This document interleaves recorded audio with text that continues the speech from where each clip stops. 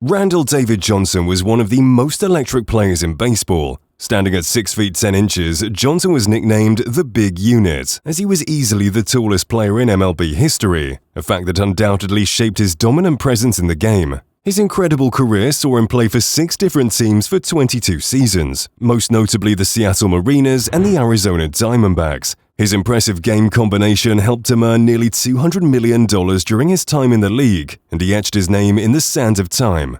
But what made Johnson so exceptional, and why can there never be another player like him? Stick around to find this out. Johnson, born on September 30th, 1963, was chosen by the Atlanta Braves in the 4th round of the 1982 MLB draft after high school, but was simply not ready, so he declined the offer. In 1985, he was again selected by the Montreal Expos in the 2nd round of the Major League Baseball draft. That year, he pitched for the New York Penn League's Jamestown Expos and made his Florida State League debut in 1986, while pitching for the West Palm Beach Expos. But Johnson was always on the rise, as by 1987, he was ready to move again and represented the Southern League's Jacksonville Expos. Johnson agreed to play baseball at the University of Southern California on a full athletic scholarship. But surprisingly, he also played basketball because of his height for 2 years at USC as well. Under the direction of Coach Rod Dedeaux, he was a starter at USC, where he played with Mark McGuire. After joining the Houston Astros in 1998, Randy Johnson had an exciting career. But like any player, all was not so smooth.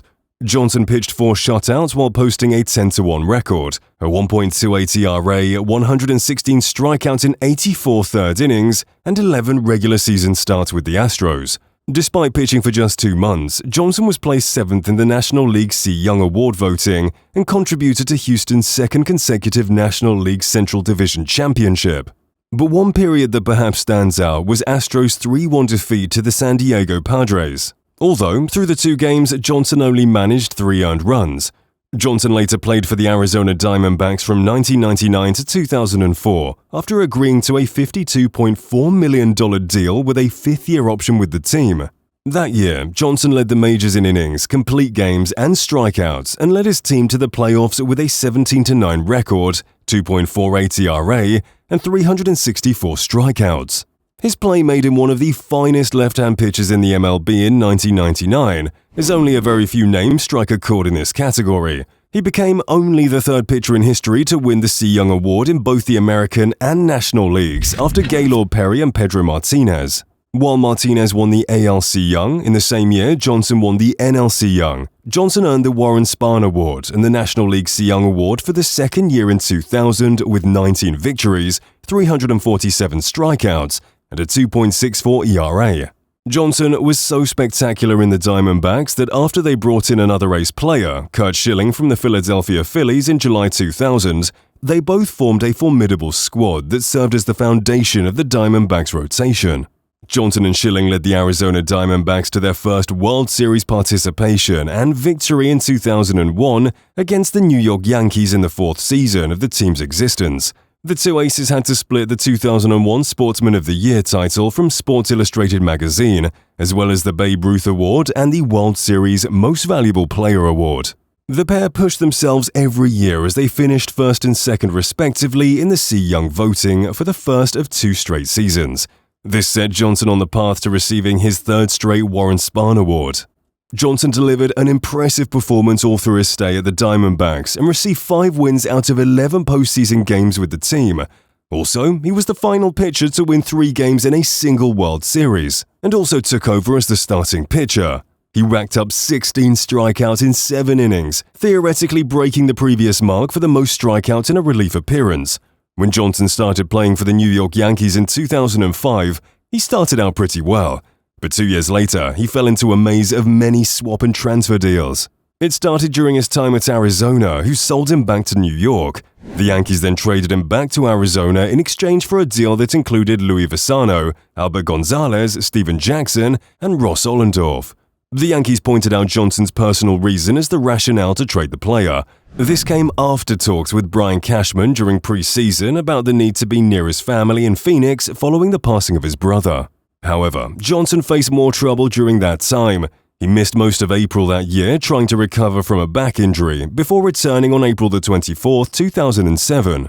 But it seems he was not back to form as he suffered a huge loss after giving up 6 runs in 5 innings, while also striking out 7 shortly after his return. He eventually found his form again, as by his 10th start of the year, he was among the top 10 strikeout pitchers in the National League. But by July the 3rd, Johnson was facing another injury scare as the previous season's surgically repaired disc got damaged again. Johnson underwent a season-ending surgery on the same disc, removing it entirely. His team thought the earliest time he could be available was the next season, but even then he was not available. He joked that the procedure went a little better than expected, which wasn't really a good thing. Despite this hitch, Johnson went ahead to join Warren Spahn, Steve Carlton, Gaylord Perry, and Tom Seaver as the 5th pitcher in the past 50 years to record his 299th and 300th wins in consecutive starts. He also became the 7th left-handed pitcher to reach the 300-win mark. On July 28, 2009, Johnson was placed on the 60-day injury list after it was reported that he had ruptured his throwing shoulder rotator cuff.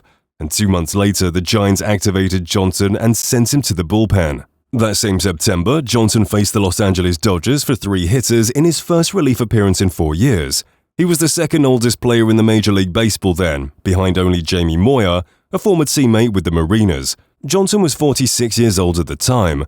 Johnson started receiving his honors when the Arizona Diamondbacks marked the 10th anniversary of the 2001 World Series squad that defeated the New York Yankees by inviting Johnson and ex-teammate Curt Schilling to throw out the ceremonial first pitches. The Mariners also invited Johnson to throw out the ceremonial first pitch at the Seattle Mariners home opener at Safeco Field on April 12, 2010. On January 17, 2012, the Mariners inducted Johnson into their Hall of Fame. Once Adam Dunn, a left-handed batter, was asked on the Dan Patrick Show on June 27, 2012, who is the finest pitcher he has faced. Honestly, Randy Johnson when he was good. It's hopeless. It's like a hopeless feeling. The first time you face him, you feel like he's going to hit you right in the back of the neck when he throws it, like every pitch is going to hit you in the back of the neck. And it ends up, down, and away for a strike, and you just have to trust it's going to be a strike. And heaven forbid he doesn't lose one out there, and heaven forbid, there goes your cheek. The Arizona Diamondbacks retired Andy Johnson's number 51 in 2015 after a successful baseball career spanning more than 2 decades and at the age of 46. 2015 was his first year of eligibility and he was chosen for induction into the Baseball Hall of Fame. Johnson received a copy of the drum kit Neil Peart, the drummer for the Canadian band Rush, used on their 30th anniversary tour at the retirement ceremony. He traveled with the United Service Organizations on more than 40 occasions and backs programs to combat homelessness. He was given the Bob Feller Act of Valor Award in 2019, which was given in honor of all his humanitarian work. Johnson's 4,875 strikeouts rank him tops among left-handers and second all-time behind Nolan Ryan, while his 303 career victories are the 5th most by a left-hander in MLB history. Johnson had an unusually long career for a pitcher, and his characteristic fastball-slider combo was still effective well into his 40s. His 6 seasons with the 300 strikeouts all came after turning 35. He pitched Major League Baseball's 17th perfect game in 2004 when he was 40, making him the oldest pitcher to hit that pitch. He is the first inductee whose plaque features a Diamondbacks uniform player. These stats back many claims that there probably might never be any player like Johnson. Hit the comment section and let us have your thoughts on the video. Please subscribe and don't forget to check out our next video.